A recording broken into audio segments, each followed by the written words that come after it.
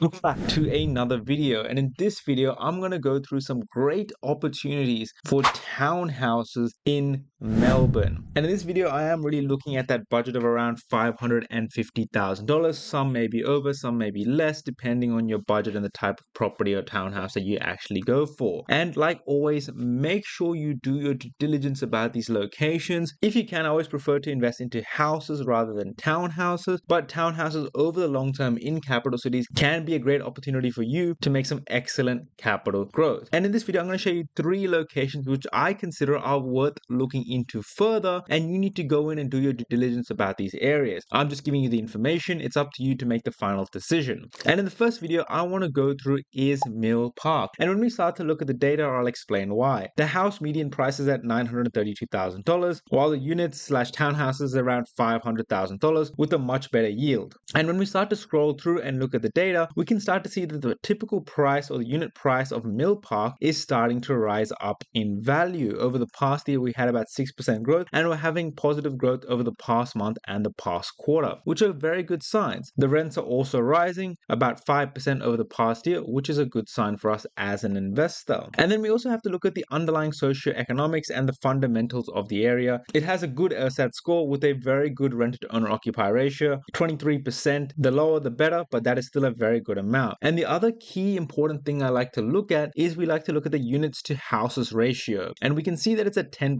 So there's a lot more houses in the area than there are units. It's a very house dominated area, which means there are less units and less townhouses. And when there are less units and townhouses in an area like Mill Park, that means there is not much supply. So the townhouses itself have greater inherent value. There are other pockets throughout Melbourne that you will notice that have lots of townhouses stacked next to each other. That means there's more supply. Mill Park, when you have a look at it and you look at the data and cross-reference it, has a lot less, which is why I consider Mill Park to be one of those locations I like to look for townhouses. Not only that, affordability is very strong in the area, so people with their incomes can easily afford these townhouses. Now, even though the confidence is medium in terms of the data, but I still like to look at it as it gives me an indication, and we can see the trends are looking good in terms of stock on market and days on market. There seems to be a decent and a good balance in terms of declining stock as well as increasing demand, which as an investor, that's what I like to see. And so I've got one example here, which is 3/10 Gills Court, Mill Park in Victoria, estimated sale range of $545 to $595. It may fit some people's budgets, but those people with the lower risk appetite but want to stick to capital cities with a tighter budget can look at this location. And for example, this is the type of property that I like to look for, or the type of townhouse. A very small block. It's got about 3 units or 3 townhouses in this pocket, which is good for us as an investor because we want there to be less supply. It's a nice 3-bedroom by 2-bathroom property that is very well maintained, fairly modern, and low maintenance. And that for us as an investor is a tick, tick, tick on many levels, right? So this is one example of a property in Mill Park that you can consider. And to be fairly honest, when you look at Mill Park itself and you look at townhouses, there are not too many options out there as an investor for you to consider in terms of townhouses. I mean, just alone, I've only got about 3 to 5 listings in Mill Park, and then it starts to look at surrounding suburbs. Now, that may to you be like, that's incredibly hard, which it is, but that is what we want. We want markets which are very tight in terms of the availability of townhouses and houses in general, because that means there is a tight amount of supply, and if there's enough demand, we will see capital growth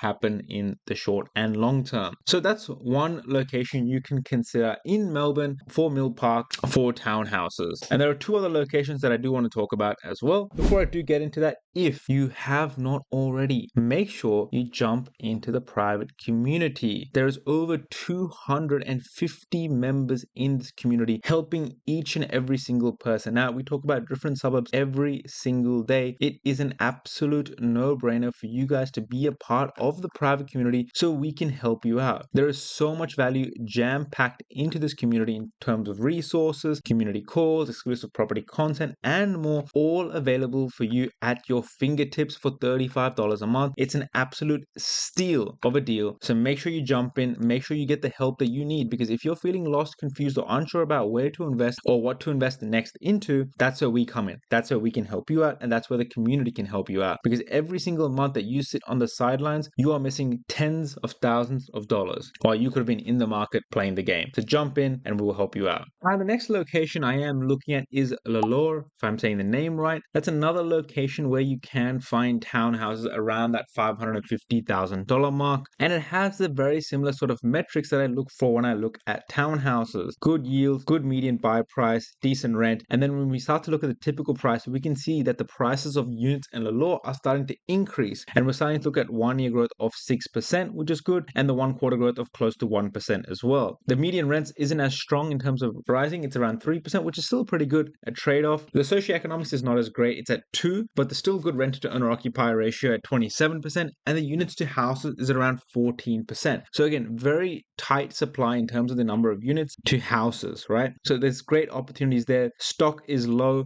and days on market is getting stronger by the month, which is what we like to see. And affordability is at 35 years. Now, that's not great compared to Mill Park, because people in Mill Park have better socioeconomics, better incomes, but Lalor is still one that you can factor in and you can consider. Not as affordable as Mill Park for the people with those incomes, right? Vacancy rates around 2.5%, which isn't strong, but not bad either. And Lalor, you can see that there are opportunities around that price range, a bit above, a bit below. You do have to contact some of the agents, but one example that I do have here, which I think can be a great option for you guys to go have a look into, is this one here, 1/5 West Court in Lalor, Victoria. And this is the perfect type of townhouse that I'm basically looking for. It's 3x1.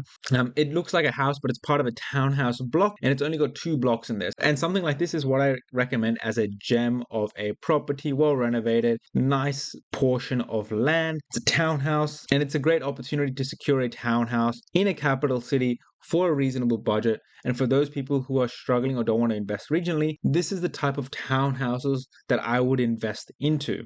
Now, of course, make sure you do your own due diligence as well. And by the way, these opportunities are not easy to come by. They are very hard to come by. And that is why you have to be in tune with the agents, talking to them on a daily basis, talking about what possible opportunities come up. Because these type of properties are like hidden gems. They're great opportunities to buy and hold for something long term. And I have one more location for you guys to consider, and that is St. Albans in Victoria.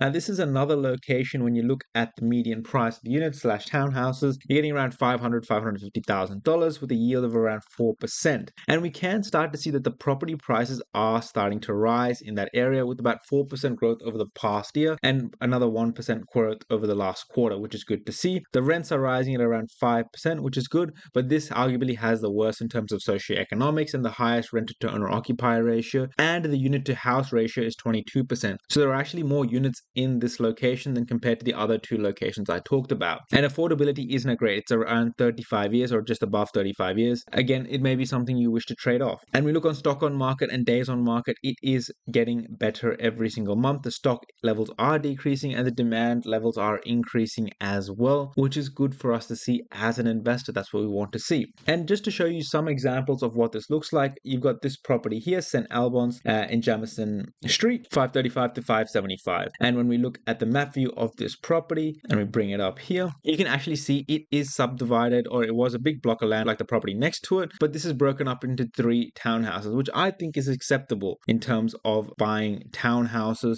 Go 1 at the front and 2 at the back. And these are the sort of type of properties that I would be looking at. The overall location of it is not too bad, but it's not great either. But for that sort of price point in St. Albans, you're getting yourself a pretty good deal at a 3x1. And we have another example here. This one was sold for $550,000 late at the end of last year, December 2024. And we can see a very similar type of design where it's got 3 or 4 townhouses in this block here. Now, it's not ideal. I really want to stick to 2 or 3, but this is, if you're on a tight budget, then you have to start making concessions and different considerations into investing into a location. And this is one I would still consider in St. Albans, right? So these are just some examples of properties that you can consider in St. Albans. And to really sum it up, when I am looking to invest into townhouses, I am looking for a low unit to house ratio. I'm looking for low renters to owner occupier ratio. I'm looking for good socioeconomics and a good hold period. Because when I invest into townhouses, into capital cities, I want to invest into it for the long term, and I want to see positive price movement as well in the past year or so to see that prices are starting to rise.